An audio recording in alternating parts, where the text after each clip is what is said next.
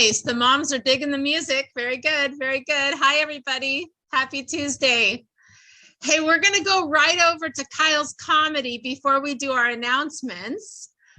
People are still slowly trickling into. I think there was a Zoom update, so people are still making their way in. So let's go right over to Mr. Munkers, manager over there at Rebuild Recovery, for some comedy. Take it away, Kyle. Okay, how is my sound? A little far away. Can we fix that? Okay, I will speak loudly. Keep it, yeah, keep it. If you keep it at a high level and don't dip down, we'll be good. Okay. All right. So about 3 years ago, Art told me I had to stop living in the past. I think about that day all the time.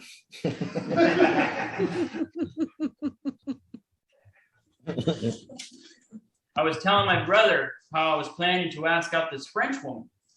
He said, Kyle, you don't even speak French. Touche. It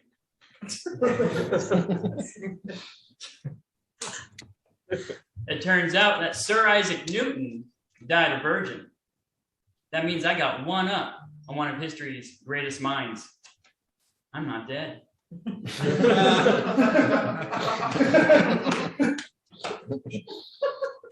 Ladies, if your man does not appreciate your fruit jokes, you gotta let that man go.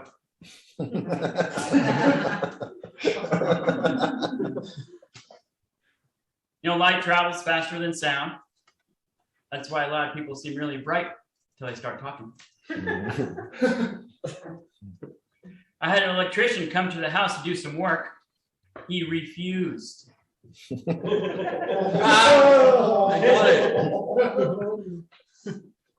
diarrhea is hereditary. It runs in your genes. Oh.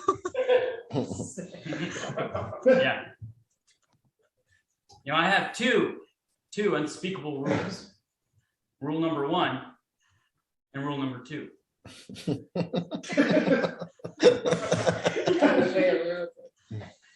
You know, I used to be bad at using grammatical tenses, you know, but not yet. That one's for the teachers. I'll explain it later. Yeah. You know, I saw some cows smoking weed and playing poker. I can tell you, those stakes were high. I almost got fired. Art came to me and said, Kyle, is it just me, or does the cat look fat? And I said, no, it's just you.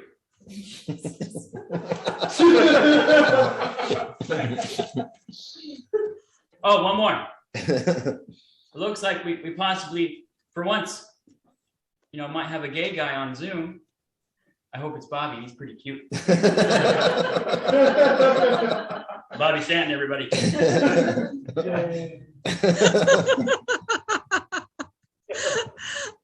All right. Let's head over to the ladies here. Let's find the screens. More people are popping in. Very good. There was a Zoom update, so people are trickling in here. Let's find, there's Kristin and then Becky, and we're going to go to Kristin first. So Kristin, what do you got for us this week? Hey, I just got a couple things. First, welcome everybody. So good to see you guys again. Unfortunately on Zoom, but soon enough, hopefully we'll see you in person. I sent out the tax receipts, U.S. Postal Service today. So if I have your mailing address, you'll be getting it in the mail pretty soon. So those are donations that you made to Battlefield. So the tax receipts. If I don't have your mailing address, then that means you'll get one by email, and I'll send those out tomorrow. So watch for those. I think my only other one is Mom's Group tomorrow from 11 to 12. And I'll tell you, like, we have had Art popping in every once in a while. So you ladies do not want to miss it. And we might be the mob now. I'm not really sure. We thought the mob was kind of a fun name. And I just posted a picture of a bunch of us ladies from, gosh, it was probably 2018. And I think it was Jennifer Campbell popped up and she said, that's the OG from the MOB. And I was like, oh my God, that was so funny because we were all still here. There's like 5 of us and we're all still here and active. So yeah, join into Mom's Group 11 to 12 on Wednesdays. You can get a hold of me, Becky, or Angie for the link, and we hope to see you. Yeah, we just can't beat that name, mob. The mob. Join the mob. Moms of Battlefields. But it is for all ladies. So all ladies welcome. All ladies wanted. So join us tomorrow morning, 11 a.m. And I think Kristin said, reach out if you need the Zoom link. Awesome. Thank you, Kristin. And so before I turn it over to Becky, so we have a family that's really been plugged into Battlefield for several months now, and they are in need of some assistance. And so with Battlefield, we are a nonprofit organization, and we raise funds to help families like them. And so this particular family is in need. And so what I do when we have a family that's in need is I nominate that family to our scholarship. Here, people are still rolling in. Sorry, I'm letting them in at the same time here. I nominate a family to our scholarship board, which Becky is the head. She is our scholarship facilitator. She is our grant seeker, our fund seeker. She does a lot of things, but she facilitates, our treatment funds.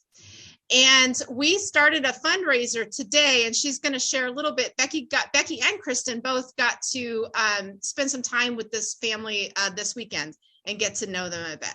And so I will hand it over to Becky to share a little bit about that. Well, before I get to that, I just want to say, I think the mob needs some swag. Like, we need our own t-shirts, all that. Oh my gosh. Don't you think?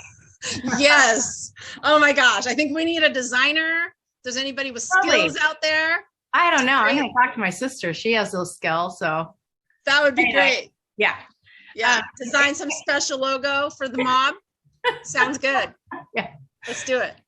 Anyway, well, back to the Eckleys and my part in this. And yeah, Kristin and I did get to spend time with them. And if you don't know who I am, I've been a Battlefield mom here for like 5 years. And anyway, I volunteered to do this, to raise funds for treatment and sober living. It's a challenge. Anyway, we do not usually raise funds for a specific person, but part of the reason that we're doing this is, first of all, it's a very urgent need right now. Second of all, most of the funds that I'm getting are coming from grants, and they specifically do not fund individual people. So none of those funds can go for Jacob. So anyway, that's part of the reason why we're doing a specific fundraiser.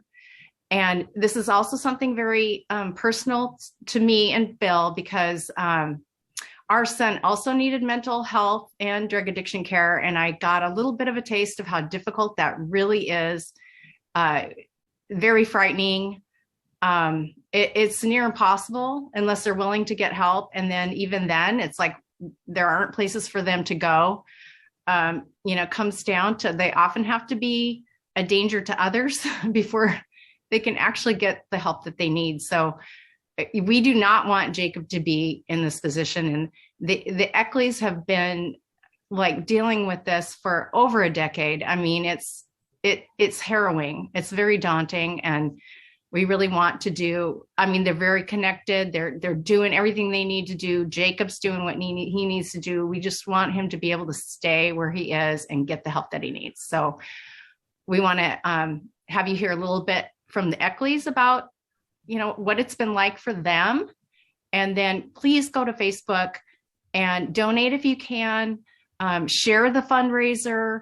We want to not only help Jacob, but also shed a light on this problem, because this is not just, this is a huge problem. I'm sure there are probably hundreds, if not more, people just like Jacob that are on the streets right now that cannot get the help that they need. So we need to change that.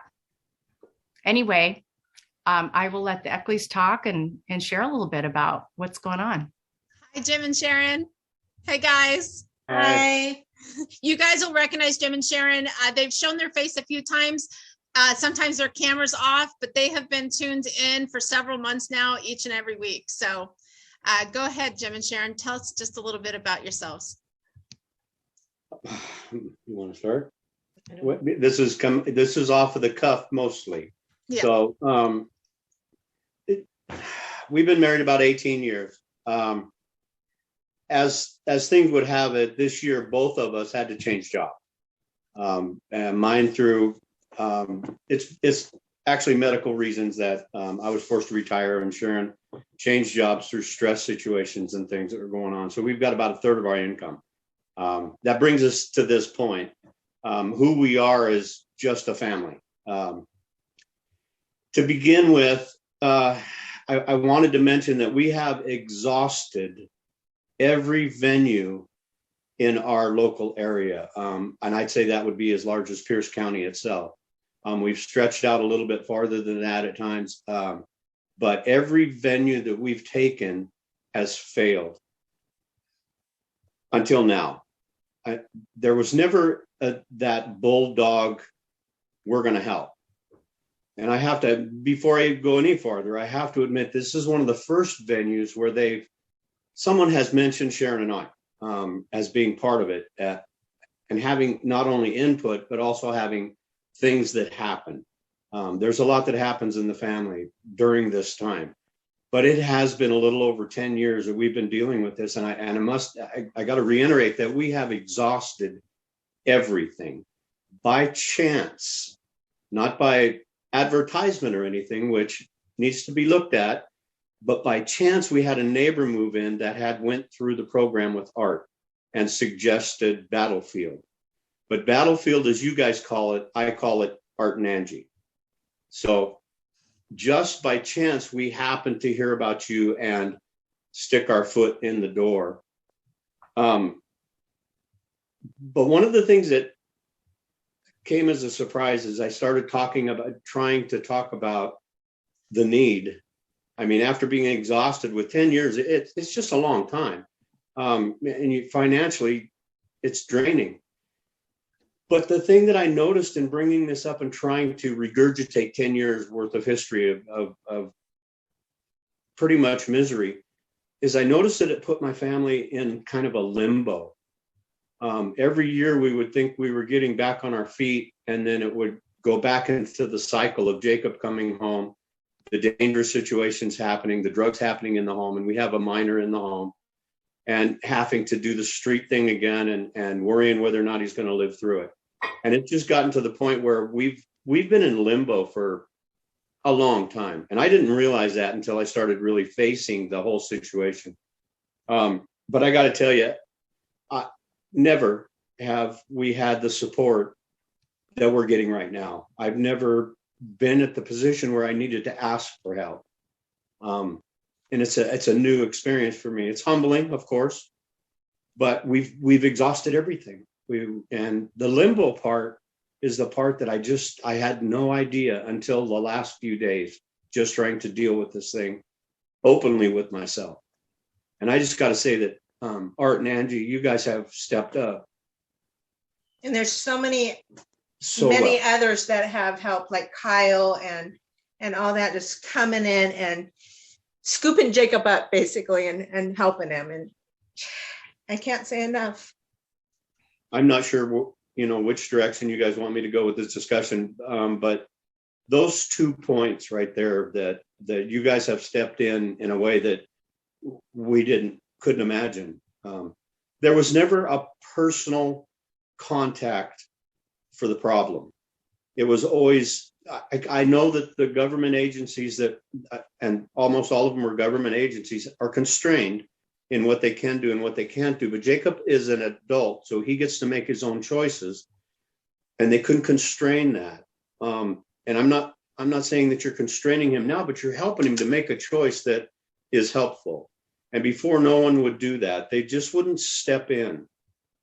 I know I'm sounding like a commercial, but it's just been an amazing several months with you people that it's changed our opinion that there is actually somebody out there that does care.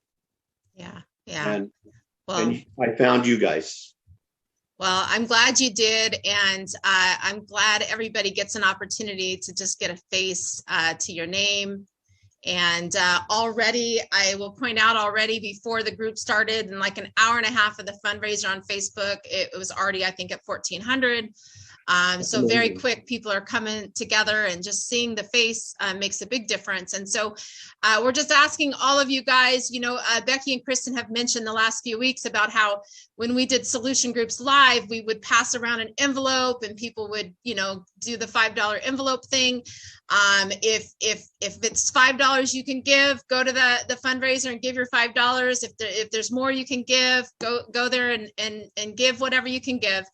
Share the fundraiser on Facebook, because every bit is going to add up really quickly, and every bit literally is going to make a difference. And 100% of it is going to be going to specifically this family, Jacob's Care. And then when you donate through Facebook on this Facebook event, Facebook covers all the fees. So it is literally 100%.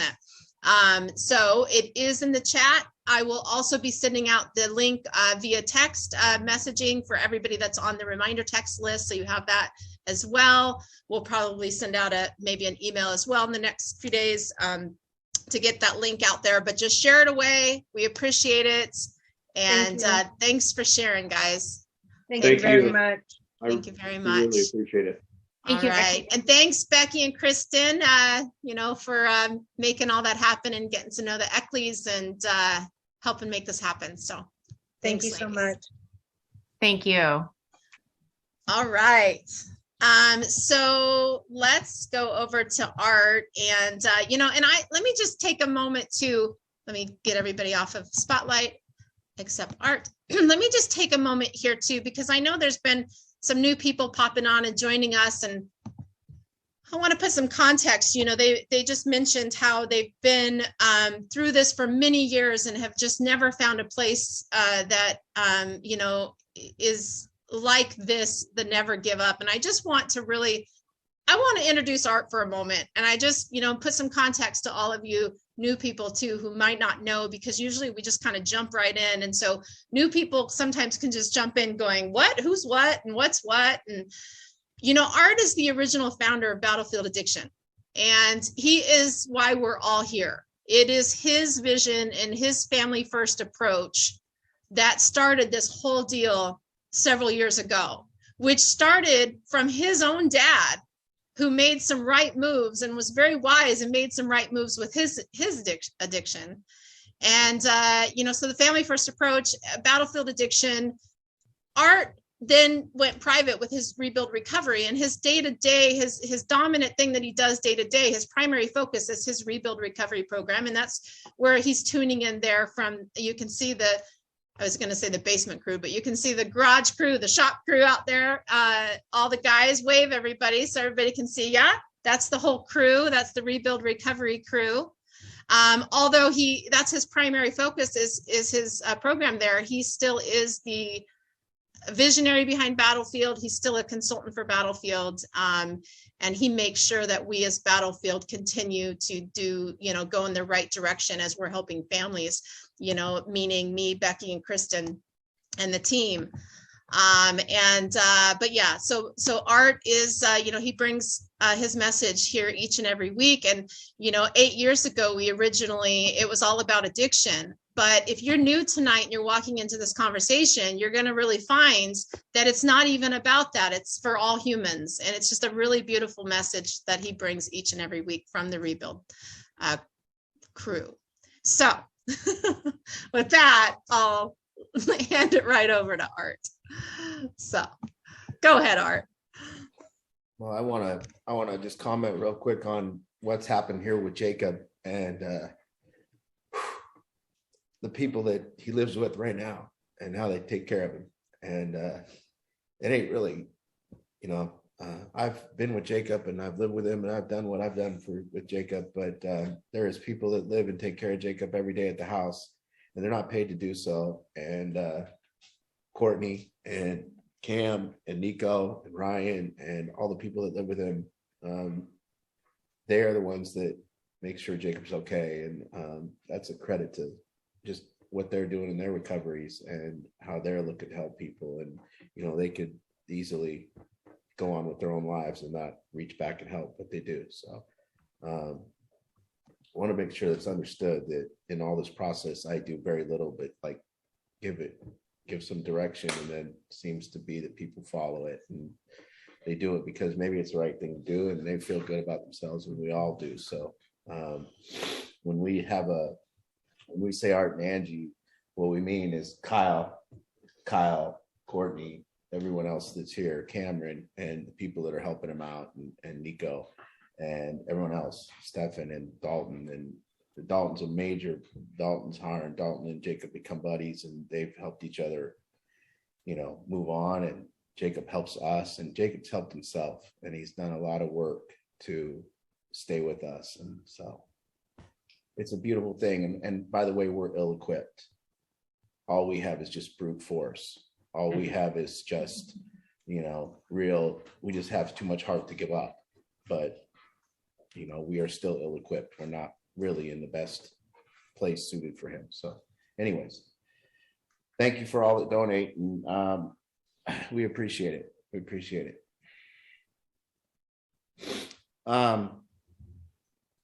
You know, it took a long time to settle in on, you know, it took in my own life and my own recovery, it took, what's going on, Cam? Oh, in my own life and in my own recovery, it, you know, you get sober and it starts with like this climb, and you all are on that climb, and that climb kind of consists of, you know, where you're going to live and what your housing is going to look like. You guys, I really need you to, yeah. So in the beginning of this recovery thing, it is a lot. And I understand where people are at. They're in this place where you're going to get stuff, and you're going to try to get a car back, and you're going to try to get your life together and do all these things that you're trying to do, and get a place to live and get a job. And it's very demanding. And then the families that come on here, you know, you come on here and you're expecting me to talk about how to take your kid through these things, and how that's going to improve things when you take your kid through these things. And I jump way ahead, and I want to know, I want you to know and I'll acknowledge that we kind of skip that talk about all that here, that basic fundamental talk every week about this stuff, and we move on to what really is discovered when we got to later on in my recovery, what I discovered, and what we discover when it pertains to connection and deeper connections, is that this thing in this life, it is all about relationships, whether that's business or family or whatever you're doing.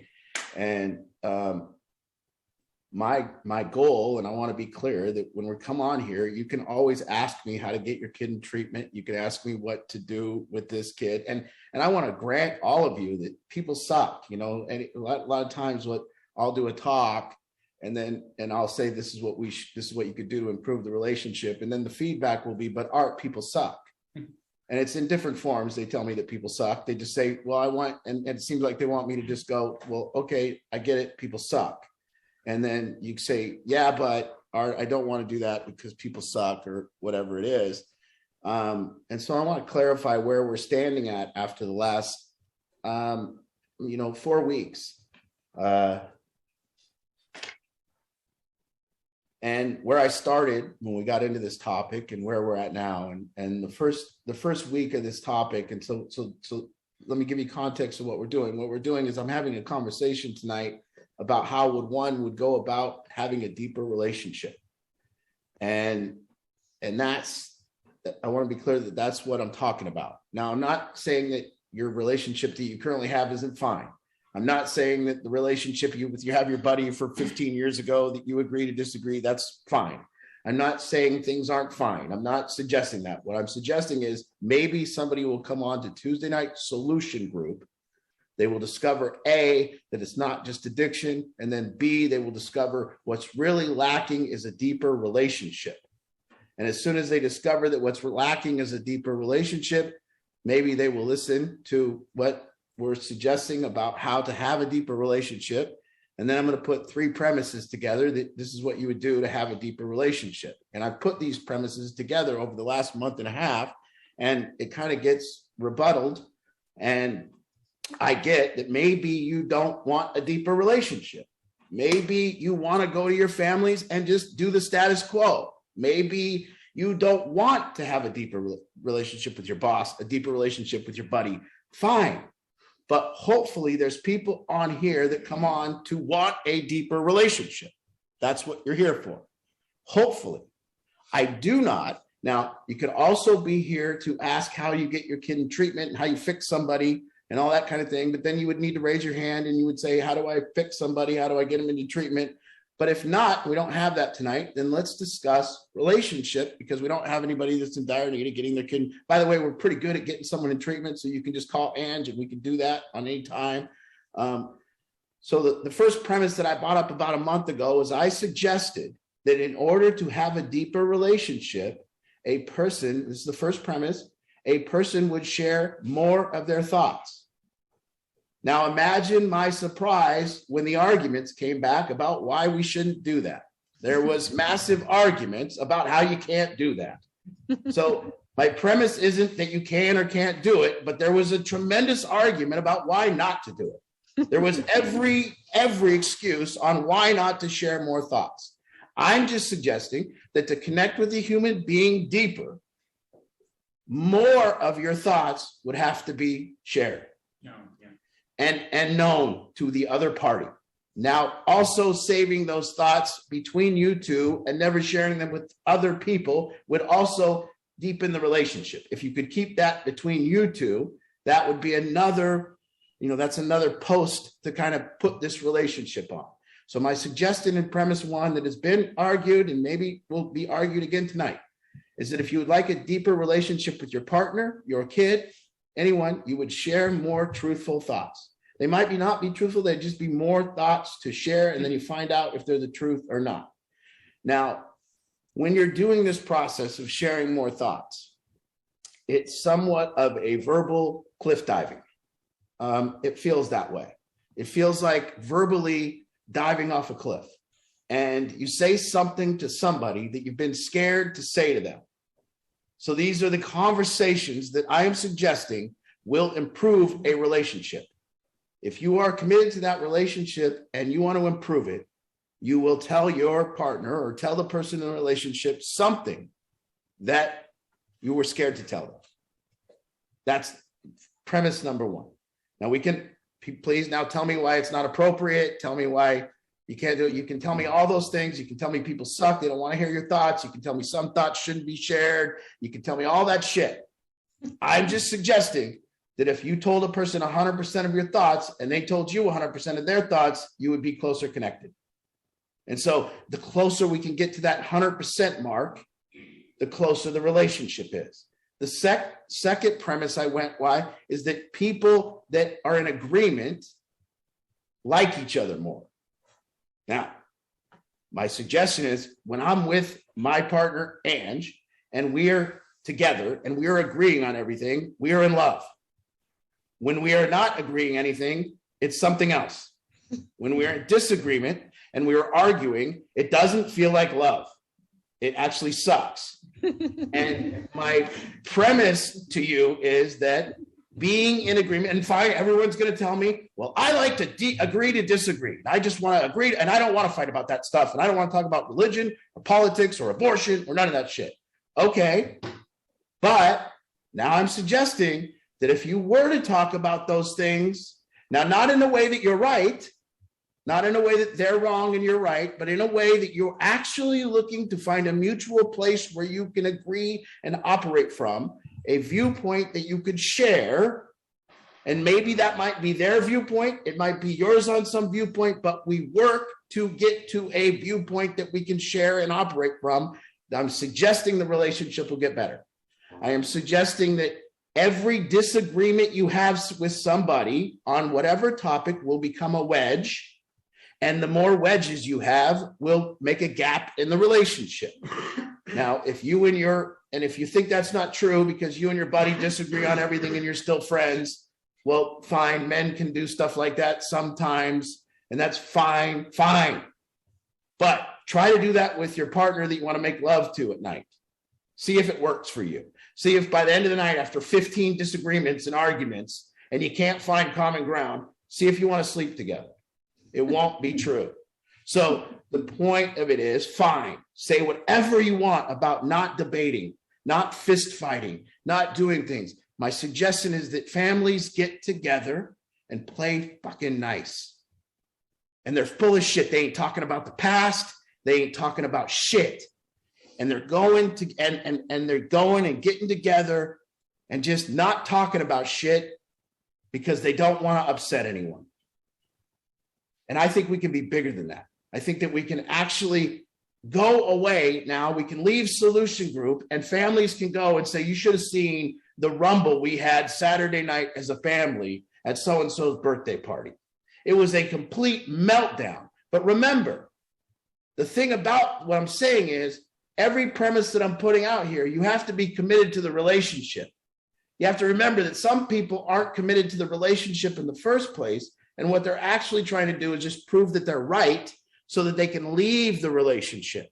So you got to remember that I'm operating from another premise here, that you actually want the relationship to get closer, that's your intention. So when you're rumbling and debating on a Saturday night, that there becomes anger, there'll be all kinds of emotions. There'll be anger, they'll be getting ready to fight, there'll be resentments, people will say shit that they've been thinking about for years. It'll be a rumble. But hopefully at the end of the night, it ends in a hug. And if it does, this will improve your family. That's the second premise. The third premise that I'm gonna say that we're gonna work on is, hopefully this is Solution Group, you comment. Hopefully I'm gonna say, God, I hope people want closer relationships. I hope that's why they're here. I hope they're not here to argue with me that you shouldn't do what I'm saying to do. I'm hoping. So the third thing I'm suggesting is that if a human being wants a relationship to improve, they have to improve. And now it's a crazy suggestion because most people think that the relationship would improve by the other person improving. I know people all really, really are hanging on to this one. That somehow if you just complain enough about the other person, if you tell me how crazy the other person is, if you use your hand gestures and tell me how insane the other person acts, that somehow next week you're going to come back to Solution Group and go, Art, all my complaining about how my kid is last week, it did the job. I came back and Monday they showed up and apologized to me and said how stupid they were, and it worked. It's just not going to. So again, this here is to make deeper relationships. Now, I understand in a lot of your guys' life that maybe you're not there yet. Because I remember a time that I just was kind of putting relationships on hold and trying to get money in my bank account and trying to do all that. But this prepares you for when it is time.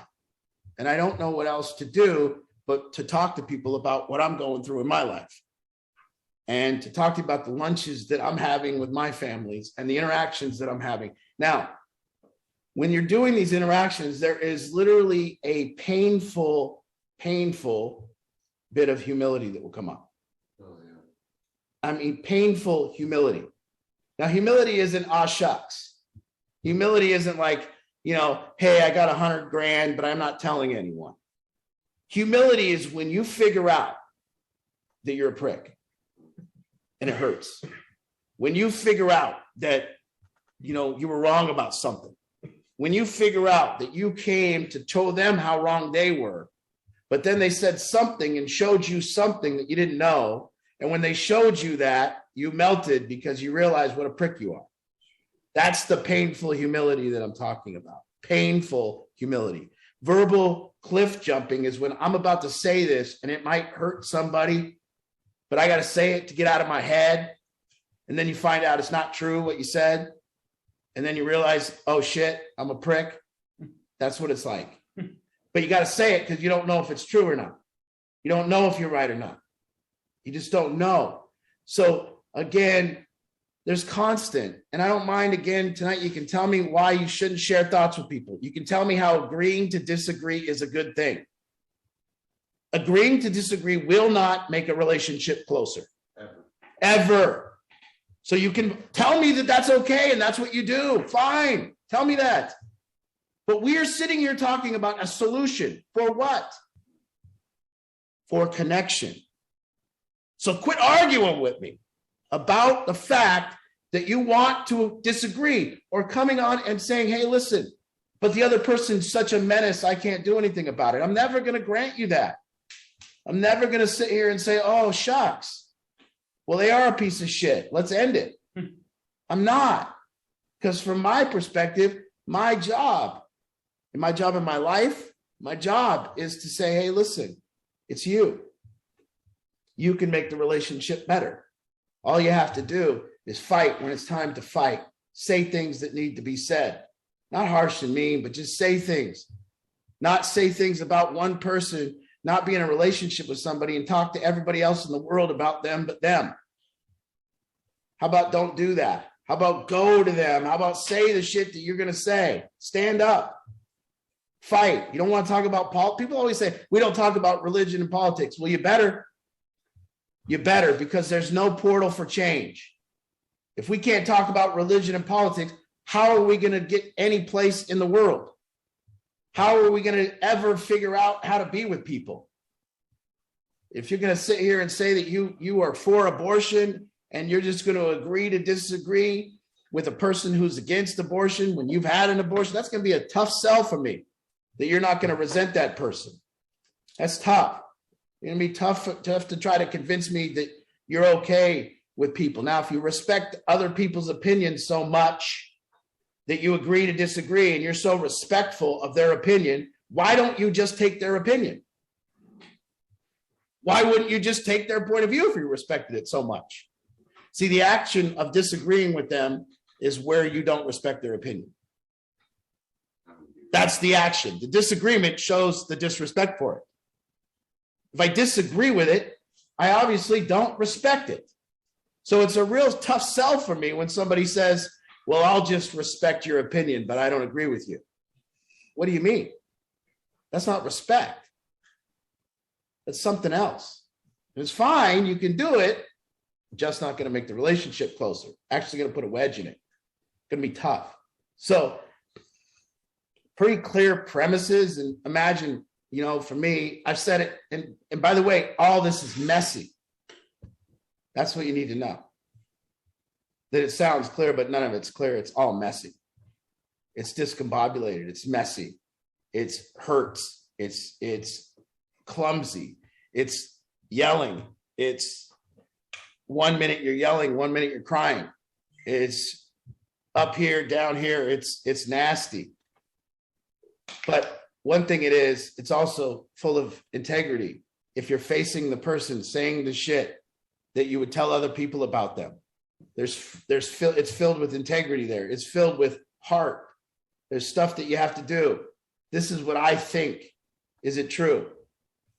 So again, I don't know where else, and maybe somebody else can tell me what I'm missing and how a relationship would improve other than clear up our disagreements and find a common viewpoint. Share all the thoughts in our head with each other so we don't share them to other people behind people's back. Share as many as we can. And if we think the person should improve in some way, and that's the thought that we have, at least give them the opportunity to do so. And thirdly, how would a relationship improve if I don't improve? And I don't know how to make it any clearer that that's the direction. And it seems to be that in relationships, everyone has taken the innocent bystander perspective, that they are this model of perfection. And they just need to convince everyone how crazy the other person is. And as soon as they do, somehow that's going to change the other person. And it doesn't matter. We can talk about, and believe me, every one of you can get on and tell me what is wrong with your kid. I agree. I will agree. We'll agree with everything that everyone says, but here we sit today. So that's the conversation. And I want people to leave here this year weekly and go to war in their lives. Like really do homework, go to war with the people in their life and in the goal of connecting with the people deeper. Hey, you know, we've been friends for 10 years and I've never even told you that I don't agree with you on this. Hey, we've been friends for 10 years and I've had this thought about you and I've never asked if it was true. Hey, we've been friends for 10 years and 8 years ago you did this to me and I've never forgiven you, but I haven't told you and I've just went out to dinner with you over and over and I've told everyone else what you did to me. That has to be cleared up. It has to clear up. Otherwise, you don't have a deeper connection. The space, there cannot be anything in that space in between. You have to take this space in our relationships. That's what we said. And we're now using the model. And by the way, when it said, I have to change to improve a relationship, we know the 4 positions. We move to an initiator position. We don't operate our relationships from a reactionary position. We don't operate from a waiting to react position, but yet we operate from initiation. And we initiate, and then maybe sometimes in our life, pretty luckily, and got by the grace or whatever it is, by, you know, an honor, somebody honors us with the right to lead them. And that happens after you're an initiator and you always take responsibility for the relationship. And that's tough stuff. It's hard work. So this conversation we're having, this ongoing one, I really want to center it in on that because my job, really what I want to do in life, always want to do, when I did crack cocaine, I really made an impact on crack cocaine. I like to make an impact on the drug world. And I did that. And I made an impact when I was doing that. And everything I do, I want to make an impact in. And for me, if I can make an impact in your family, if your family is sitting around on a Saturday night debating, going to war, talking about the past, clearing up resentments, talking about those resentments, but with the humility that possibly maybe each person has something wrong with them. And they can sit there and they can sit with humility and try to take the other person's viewpoint. If you can do that, then I think I've made an impact. And for me, that's what I'm here to do. I'm not here to talk to you all about repetitive shit over and over and get nowhere. I'm here to say, listen, go to war. Your friend that you haven't told this to, call him tomorrow. Your brother that you're not connecting with because you're right and he's wrong, call him. Your sister that you haven't talked to that you're so right because of the way she treated mom and the way you did, call her. Go to war. And that's what I have. So for me, I'm going to put my money where my mouth is. And by the way, I'm not right. I'm not sitting here and telling you I'm good at this. I'm just simply telling you I'm doing it. That's it. I'm not telling you I've anointed myself to some position with relationships and I'm better. No, I suck at some of them. I'm good at some of them. It's terrible sometimes. Today, I was in two lunches with people that I'm in a relationship with. I cried 3 times in each thing and I yelled 3 times each time. I was a prick. I yelled, then I cried, then we hugged and I said, I'm sorry. And then they said they're sorry. And we left each other with a hug and it's better. And that's what I'm talking about. So whether you have questions about whatever you have questions about, I don't care. But really what I want to hear is next week, I want somebody to raise their hand and say, Art, we went to war as a family last week. We brought up shit, not with the intent of stomping out of the room. See, that's the rule. You stay. We stay. So you stay and you talk to that person and they can't leave and you stay and you battle until you hug each other. And it will get better, I promise. But you have to stay. Nobody can leave and be right and walk out of the room and stomp and say, I'm right and you're wrong and I give up, you're a piece of shit. That can't happen. You have to stay. That's the only rule. Do what you want inside the ring, but stay in the ring. And this will unearth stuff because we're at a time where people are just about not making waves, not getting canceled.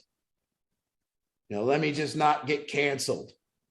I don't want to say that it's wrong for somebody to We can agree to disagree that it's wrong for somebody to shit on the sidewalk and shoot heroin. We can just agree to disagree. I don't want to get canceled. But that's what's going on. Insanity. And for me, if you don't stand for all the, if you know, it's going to be, I want people around me to stand for the same things. I'm sorry. I have a hard time hanging out with people that don't. But I will fight. And believe me, I'm just not, when I say I stand for something, I've come to that position over years of experience, not just because I got some goddamn floozy little opinion that I picked up along the way. You know, it's actually really, and that's because that what that leaves me in a position is if I do stand for something, it means I got experience with it.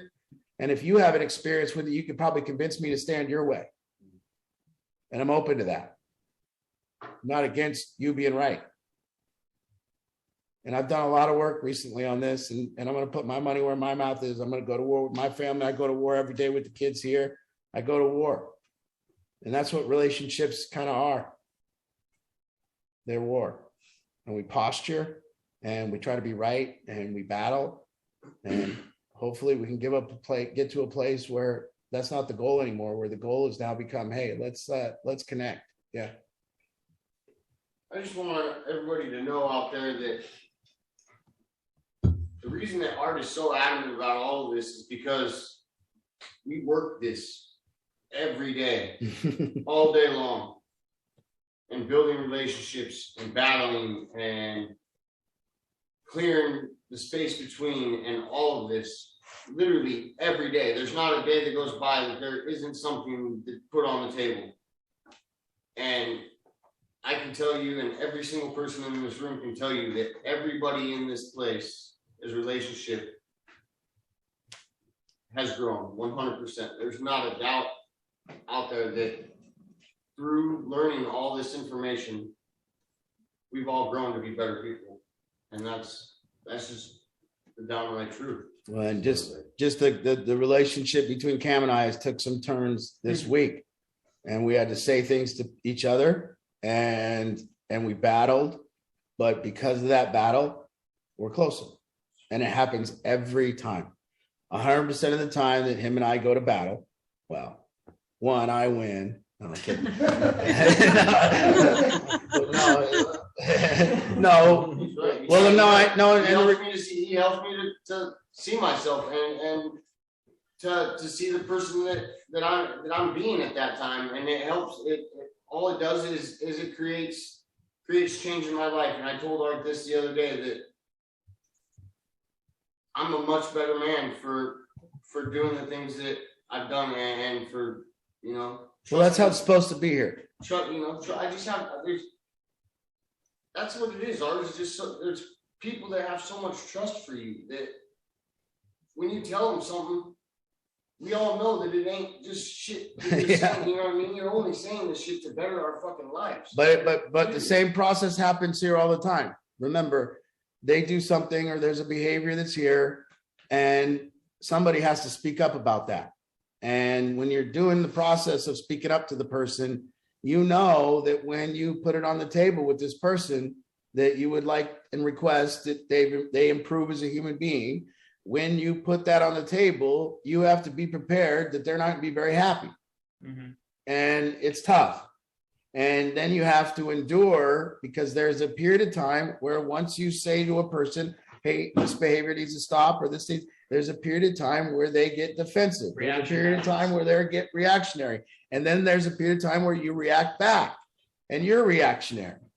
And the thing that Cam and I, and I'm not going to use every one of the relationships here because we don't have it all. Cam and I have a different relationship. The thing that Cam and I both do is we leave the confrontation, we go to our corners, and we both take responsibility. And 100% of the time when Cam and I come back, we have both changed. And he says, I was wrong. And then I said, well, my approach was a little harsh. And we've now improved how we do things. And this is the warfare that we're talking about. And I'm in a position of creator with Cam, but sometimes I get in a position of reactor. So I know that I do better work when I'm in creator and I'm showing him something and I'm showing him a different way. So this is exactly what we're talking about, the model being in play. The model's always in play, whether you guys want it to be your model or for whatever. I'm telling you today, in your relations, which means in relations, in the space between you and the store, you and your boss, you and your husband, you and your kid, you are in one of four positions. You are either in an initiator position where you're dictating the terms of what's going on and kind of setting the tempo and saying, this is what I want. You're in a creator where you're a visionary and they follow your vision, or you're on the other negative side. You're reacting to life in that relationship. You're reacting and you react, or you're in a worse position, which is waiting to react. Things have gotten so bad in that relation that you expect negative outcomes and you wait for those negative outcomes and you look for those negative outcomes. And that is called confirmation bias. That is called already always looking for. So we get to a person gets to the point where they're looking for the negative outcome to confirm that the negative outcome, and they are happier now confirming that that negative outcome happened. Resentment. My brother always F's up every family gathering. So they go to the family gathering hoping their brother F's up the family gathering. Hoping. Now you don't know that you're doing this, but you are. You would be dissatisfied if your brother doesn't screw up the family gathering.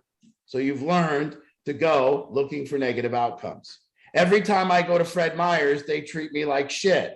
You are going to Fred Meyer's trying to get treated like shit. You are now a negative creator of outcomes. Now, when you go to Fred Meyer and you say, this time when I'm going to Fred Meyer, I'm going to set up the tempo. I'm going to talk to people in a way that I don't get treated like shit. Everything changes in your life.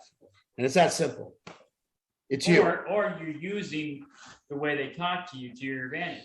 That's right. right. You come in there with the goal, the intent, becoming a better person, improving. And when you're coming in, what they tell you, that is the feedback. That's the right. Tools to use to improve. It's a verbal jujitsu. Yeah. Okay. Do we have questions? Let's open it up. Yep. Bobby, it looks like somebody ate Bobby Stanton and is taking over his body, and he's 2 times bigger than he was when he left here. What happened? That's Bobby, but only double size. That's a double Bobby Stanton with cheese.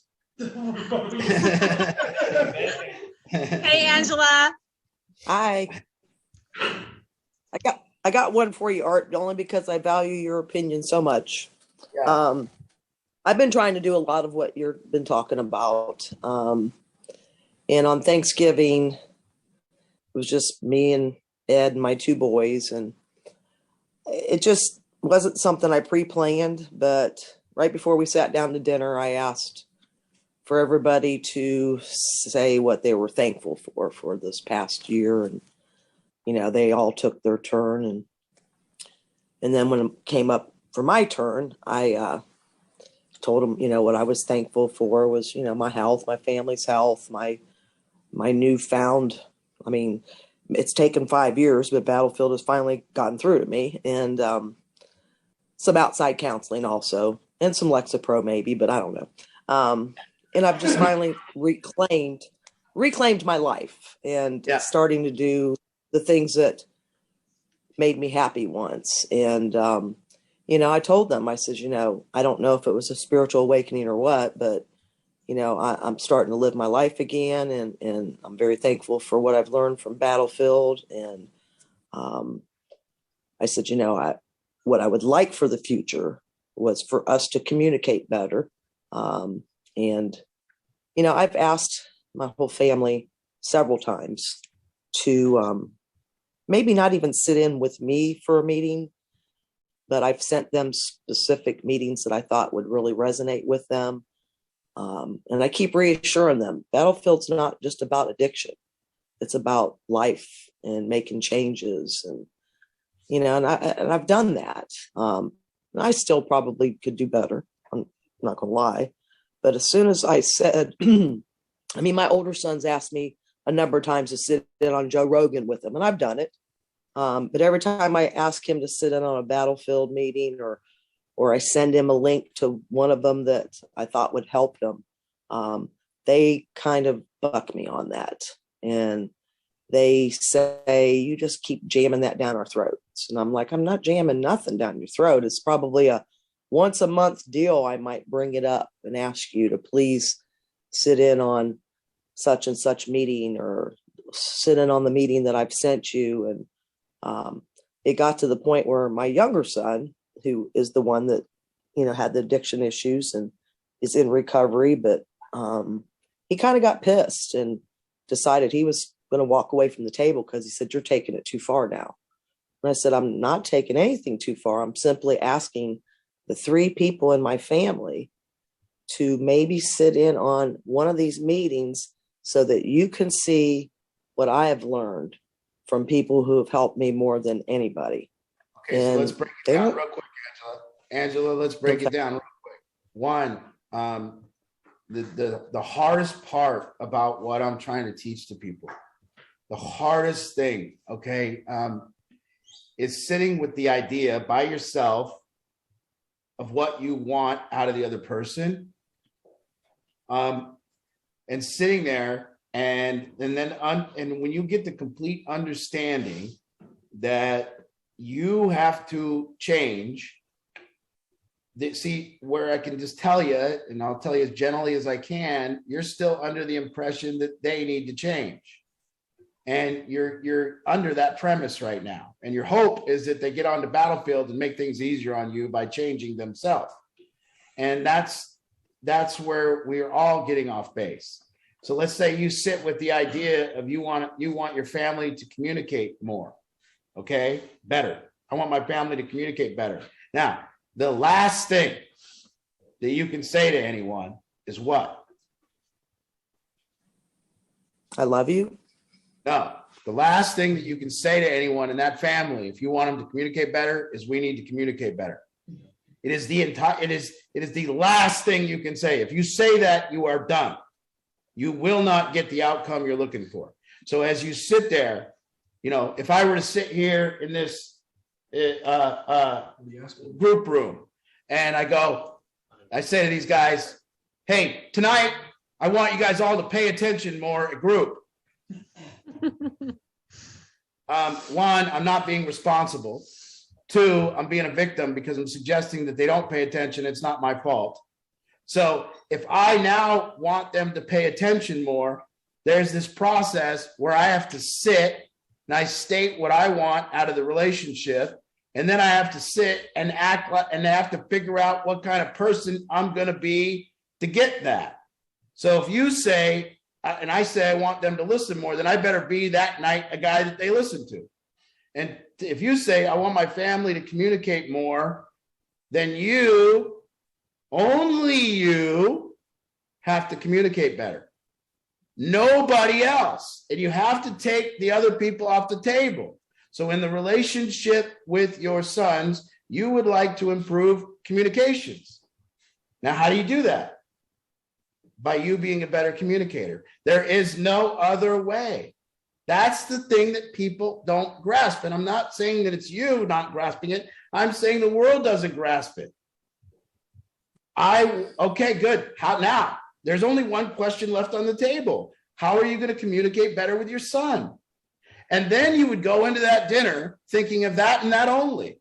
What kind of communicator am I going to be tonight? Well, I'd probably be like a person that's going to ask fun questions. I would probably be a person that enrolls people in their ideas and I find out about them. If I want to be a better communicator, you know what it really means to me? That I let people talk about their favorite topic. You know what their favorite topic is? Them. Them. People's favorite topic is them.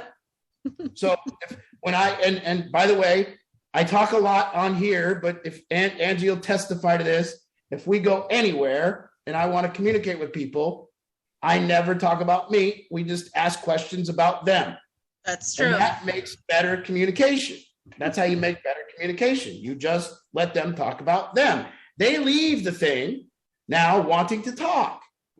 So now, since you set this intention that you personally want the family to communicate more. You've then decided I'm going to be initiator of that outcome. And because of that, I need to be a better communicator. You now go in, you set this intention, you become a better communicator at the dinner. All of a sudden, these kids are talking to you because they're talking about their favorite topic. And then you're like, well, now we need to kitchen. Mom, wait, I got more to tell you. And that's how it works. See, if I wanted these kids to communicate better with me, the last thing that I would do, and the ultimate failure, is just to say, please, guys, communicate better with me. It leaves all the responsibility on them. It's saying I communicate perfectly all the time. It's you guys. You're the problem. And then you bonus that by sending them Battlefield stuff. Like I say, all the time, the way Battlefield addiction should work, and everyone should know the stages just so you can see which stage you're. One, people come to Battlefield, and the first thing they say is, this guy's funny, he's very interesting. Second thing they say is, this guy's funny, he's very interesting, he says a lot of good stuff, my family really needs him. They never say I need him. They say, my family, I got to get my uncle here, I got to get my brother here, I got to get my girlfriend here, I got to get somebody here and change them. The third thing that happens, and if you get to that third level, it's a bonus, maybe I need to do what he's saying.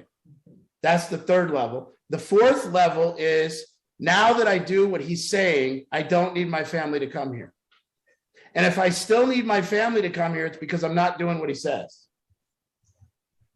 Because I'm giving you the tools to create in those relations. Just look and see, are you initiating better communication when you want better communication?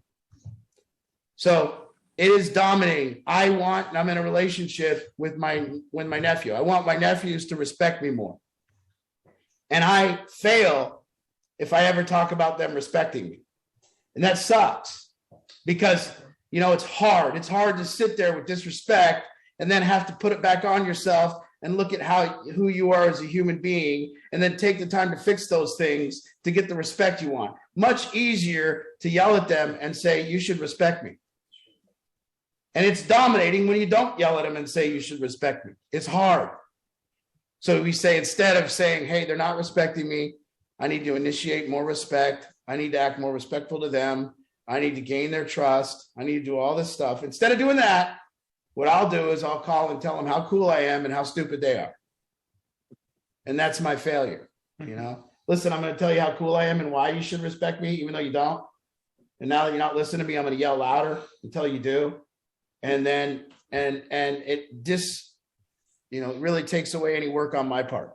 I want instant respect. I want you to see it the way you should see it, to respect me, even though you don't see it that way. And so when we are in this initiator position, what is lacking in the relationship? What is it that we want? Then, there was a girl, and she came out years ago, and it was before the Me Too movement. She came out, and she said, men in Hollywood are mean. And I don't know what her hope was for that statement, but if you wanted men to become nice, she said the one thing to make us all not want to be nice to her. Because we're not all mean. You just said that. So now she said men in Hollywood are mean. She was a big actress. She posted it. And you would ask her in life, you would say, what did you want from saying that? She will tell you honestly that she wants people to be nice. Well, good. You did the one thing to make sure they're not going to be nice to you. Now, if she wanted people to be nice, here's what it would take. If she came up with the idea that men in Hollywood were mean, she wanted them to be nice, what she would do is start going around to each nice man in Hollywood, enrolling them, getting in a back room of a conference room, creating a strategy to make the mean men nice. That would take so much work on her part that what she did was just be a victim and say, I'm nice, I'm great, men are mean. And she thought that would change something. But that's people. They think their complaints are going to change the world. They're not. They dismiss what they did. Total dismissal of anything on my part. So it's tough stuff because you're sitting there with this outcome that you want, but it ain't going to happen tonight. It ain't going to happen. It's going to happen when you stay in the second position long enough and you never waver.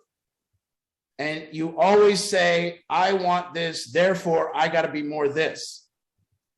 I want a trusting relationship, therefore I have to be more trusting. I want an honest relationship, therefore I have to be more honest. It's the only way it works. And people say, I want an honest relationship, so I have a bright idea. I'm going to tell the person they're dishonest and ask for honesty.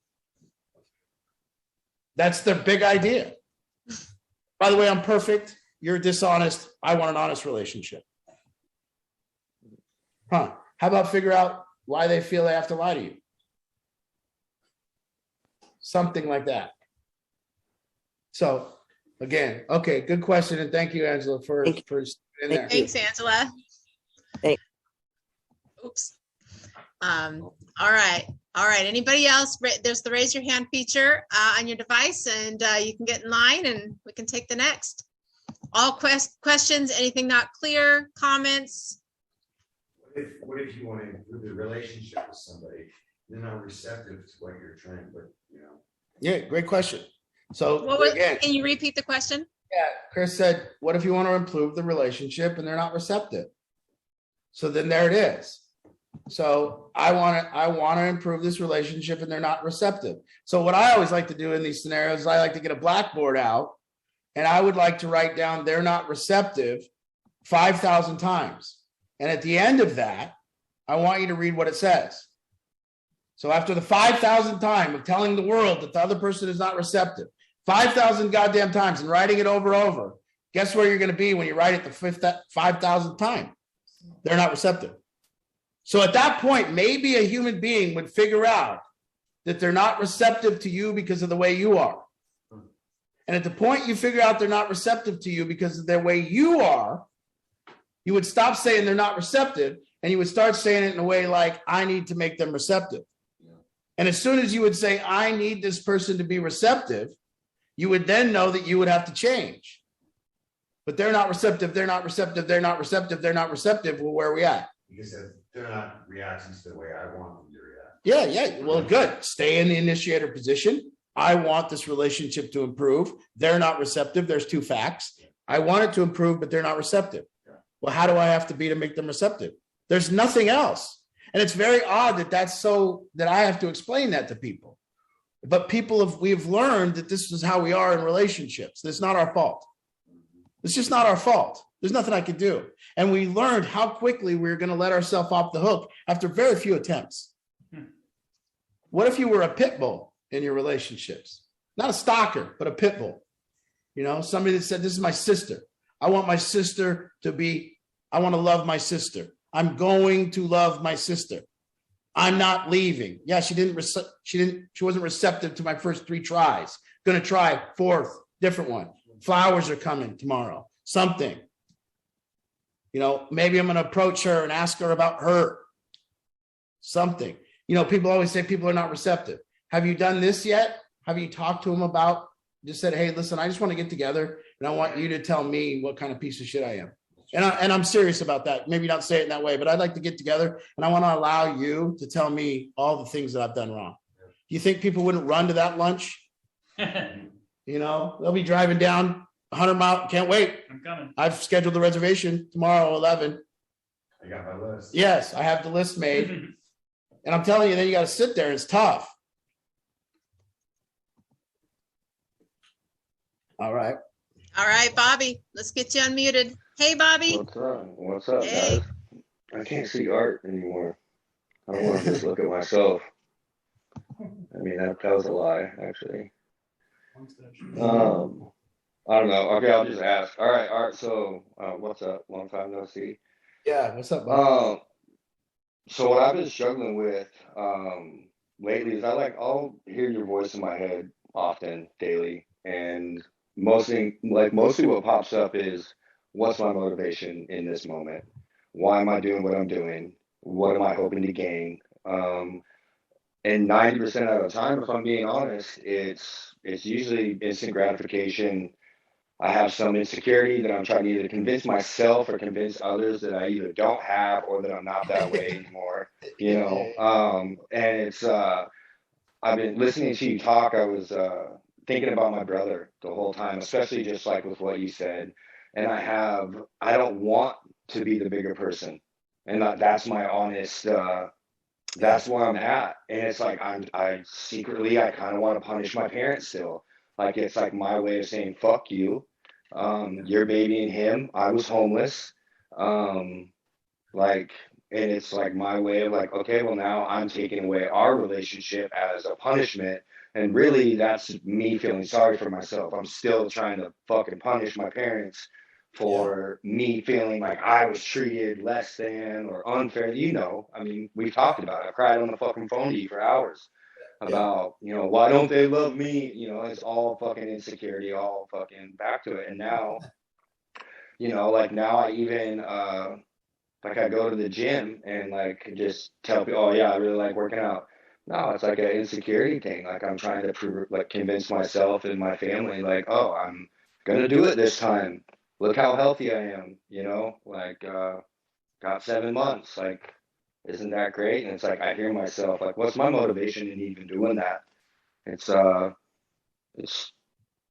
because I'm insecure. You know, it's really back to the sense of my motivations most of the time are false. And like, I don't know if the program's like shifted a little bit, but like, that's what's been ringing true in my head is like, what's my motivation doing everything? I check myself a lot. And unfortunately, when I'm checking myself, my motivations are usually wrong. I just want to get like your kind of take on, I'm at the point, if I'm being honest, I don't want to improve my relationship with my brother right now. I'm angry. We went to battle and it came to like me buying a plane to get home and saying, meet me at the airport, bro. We're squabbling in the fucking parking lot. You know, excuse my language, sorry.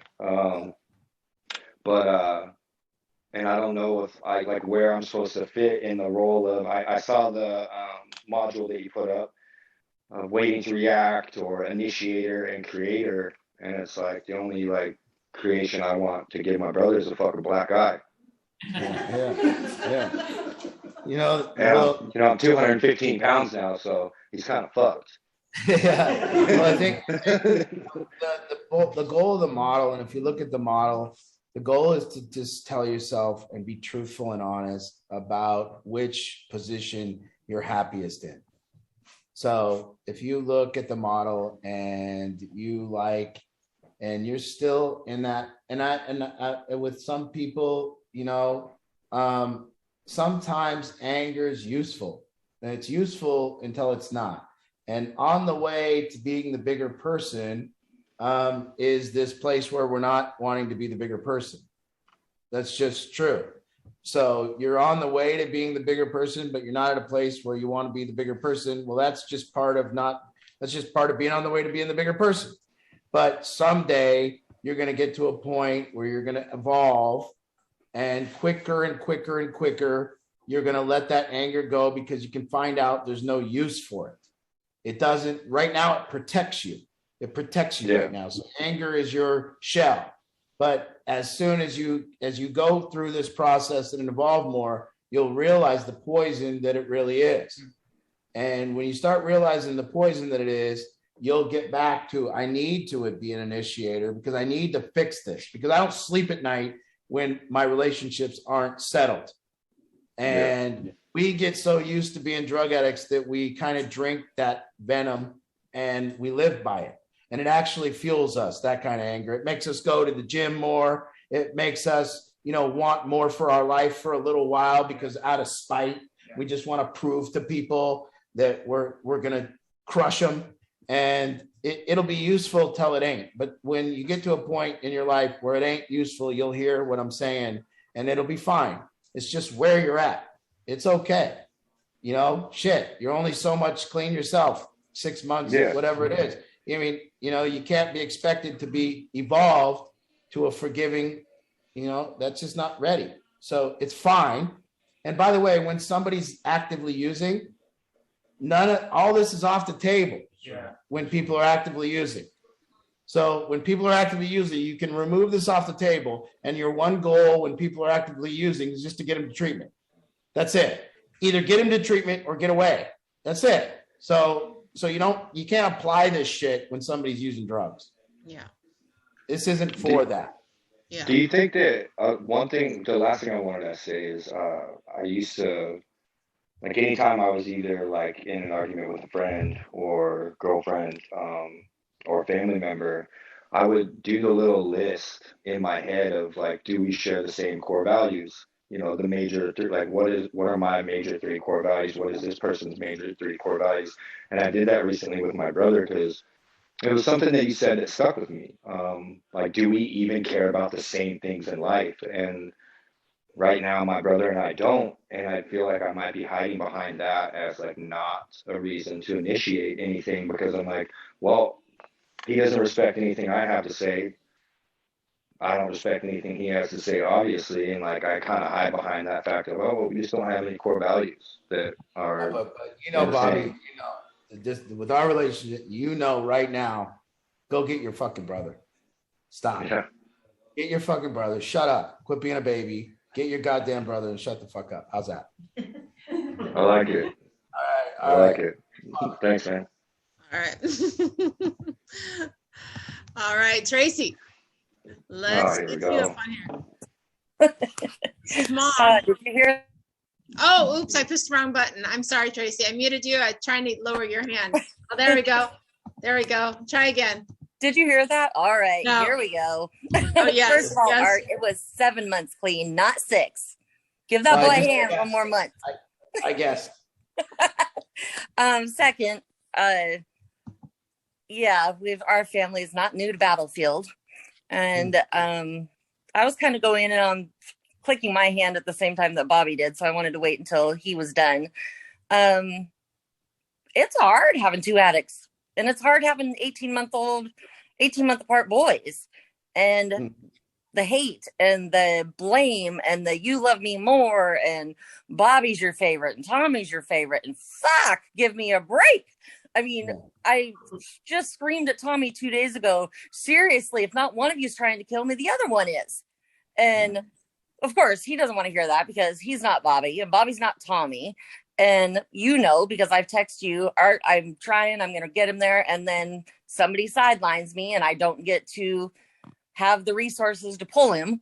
And I'm frustrated. I feel like, Bobby, I know you're listening, so please don't take this wrong. I feel like one of them gets their shit together for even 60, 90 days. And I swear to God, it's like the other one takes that as I'm running 110 miles an hour now to full blown denial. And I mean, his brother's completely different than him. He doesn't talk. He doesn't socialize. He doesn't have a core value because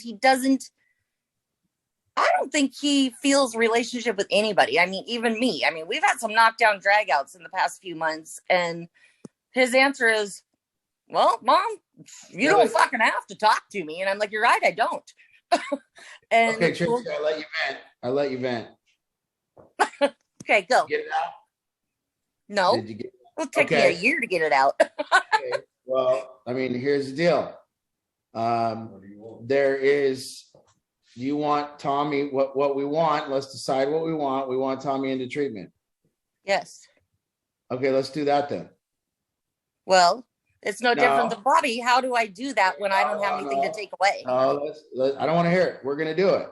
So now what you haven't told me and you haven't called me and you haven't said, these are the resources we're dealing with. This is what's going on.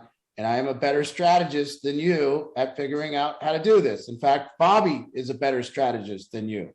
Okay, you both know. You both know. It's his stepdad that sidelines me. Okay, well, wait. I bet Bobby has a better strategy than you.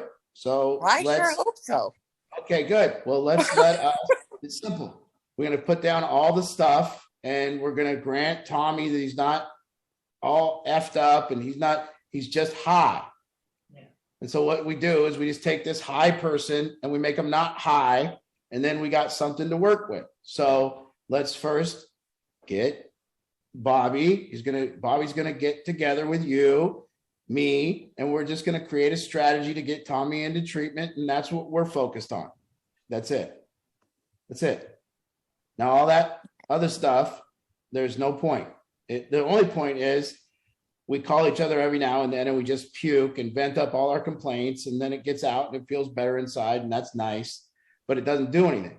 What does something and moves this dial is us getting in a strategy employing that strategy, and then getting Tommy here, and that'll improve the situation.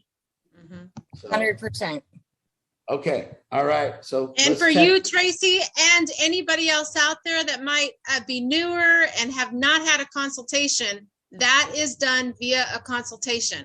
A consultation must be scheduled so we can sit down, take a look, and start the process of creating that strategy. That's the format it's done in. So Tracy, call me and we'll schedule a consultation. Anybody else who hasn't had one and has a loved one out there, give me a call. So lesson on addiction. You want to stop the addiction, you got to stop the resource.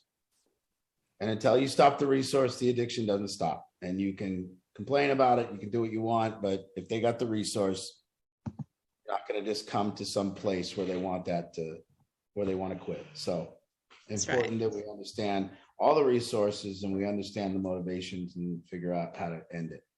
Yeah, and there's a lot of families out there, me included, several years ago, that think that they've already tried everything and done everything. But I can promise you, and everybody on this screen that has had a consultation and done the work through Battlefield will also stand behind me and say, I promise you, because they've experienced it, I promise you there is a strategy to employ that has not been done, because you in it have you can't even see what you don't know that you don't know.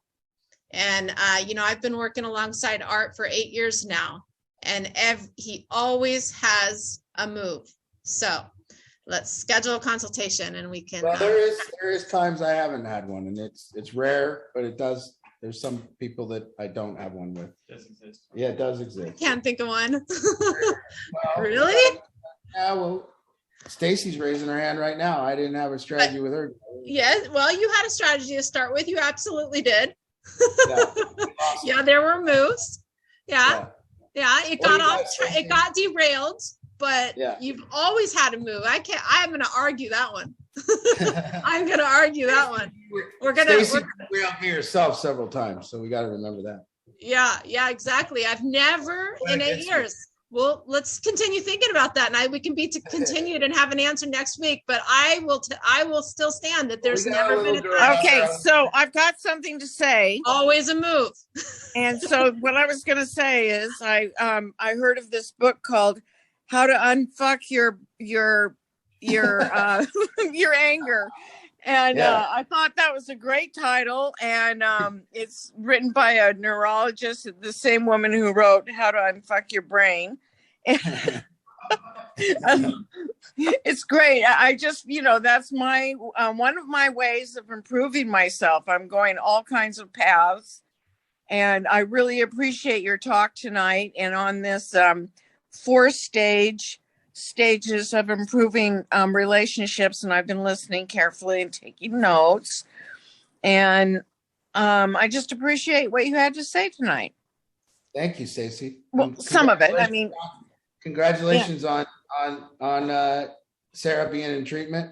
Well, obviously, I didn't do anything to get her into treatment. Hey, she's there. So yeah, I was like one of those just get out of the way people, but I fell into that category. But all right, well, we really enjoyed your language tonight. Thank you for saying the F word a few times. Yes. Oh, you got to every once in a while. You look great, Stacy. Good to see you. Thank you. Yeah, see you. Thanks. Did Carrie raise her hand and then stop it? We can take time for one more. It's 8:30, but I wonder if she stopped. Yes. Where'd she go? Hey, did you have something, Carrie? It's Mama Bundle. Hey. I just wanted to say, Art, real quick. You might run out of ideas or strategies, but it kind of flies in the face of when you start blowing pretty hard and teaching us, but your patience is a definitive strategy that you have. Yeah. So that's right. Maybe I just don't have a choice. Don't downplay that. So, and that's part of your teachings. Yeah. Thank you, Carrie. I'm sure the guys there feel that patience all the time. Yeah. You Doesn't know? feel like patience at first. Yeah. Yeah. Yeah. They Carrie, don't always feel, they don't always feel Carrie, my good to patience. see you. Yeah. You've been quiet lately, and so it's really good to see you on here. Well, listen. Again, using my ears. Again, I got to remind everybody that when you say art has patience, this program has patience. Kyle Munkers has patience. The people here have patience. Kyle, your son has patience for people. We all have patience for each other. And it's not just, I don't have to just, when I bring somebody back and be patient with them, there is many other people here that aren't always having to just be happy. They are wanting me to do something quicker. And so they have to develop patience. And there's a lot of it going around. And I get a lot of help, luckily, a lot of help from a lot of people that are following the leadership, but actually trying to be better human beings and doing the work of recovery. And it shows, and it would not be able to be done unless I was surrounded by good people. And in this room is good people. And on this screen is good people. So you need to understand that, you know, I just feel like honored to be here or to be able to do this and to see people that will actually, I look at my behavior to how people respond to me. And if people are responding good, I think, okay, well, I've done it. I'm behaving okay. Mm-hmm. And the way they behave here is good. So we've got a bunch of compassion here. It's not just me. It's each person that's taken Jacob to the store. It's the people that have taken in somebody. Anyone out there in the world right now that's getting high and needs a ride, they can't just call me. They call anyone from this program and can get a ride here. So everyone knows that. So I do want to mention that, you know, when getting all the credit seems kind of fun sometimes, but it's just not true. So, yeah, if you really knew what I was doing all day, you would, yeah.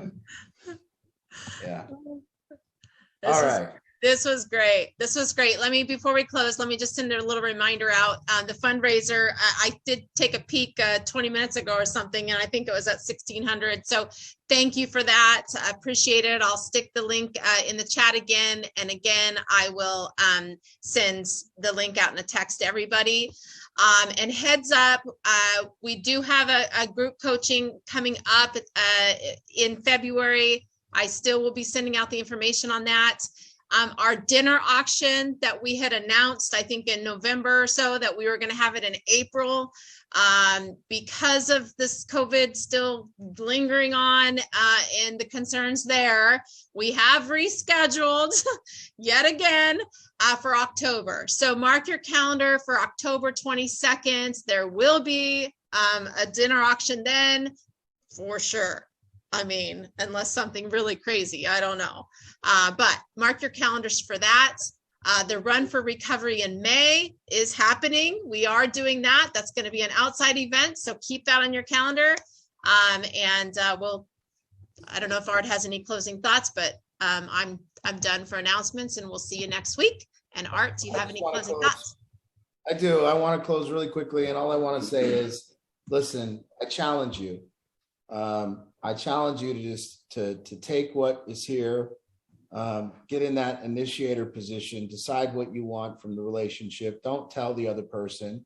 Just kind of make the intention that you want this out of the relationship. Commit to that, and then see what happens when you start putting this stuff in play. And maybe there's a thought that you haven't told your friend. Maybe there's something that you haven't told your partner. Maybe there's something, and I'm telling you, when you're doing this process right, it should feel like verbal cliff jumping.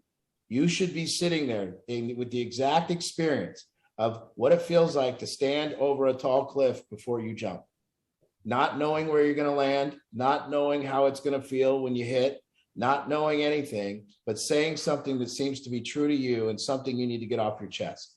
These kind of conversations improve the relations. And if you have them and you commit, now remember, when you do these kind of things, you can't leave. You cannot leave. You have to stay. You have to remain. You have to go through the anger phases. You have to sit there with that. And you have to not just get to be right and leave, but you have to expect to be wrong. And when you go through all this stuff, it is hard. You react poorly, you get back to initiating and what you want out of it. You remember it's a tough process, but it'll make you a better human being. And I'm not saying I've mastered anything. I'm just saying this is what I'm working on right now. And in my whole thing, this is what I've done. I've let people know what we're working on, what I'm working on right now. And I've said, if it's something that helps and improves, please grab it. But I don't know what else to do but tell you what I'm working on currently. And this is it in my life. So again, I think that's the way that we connect as humans a little better. We be more truthful. We argue until there's a shared viewpoint, and we take responsibility for the relationship. So thank you for tonight. We'll see y'all next week. Thank you, everybody. Good night. Good night.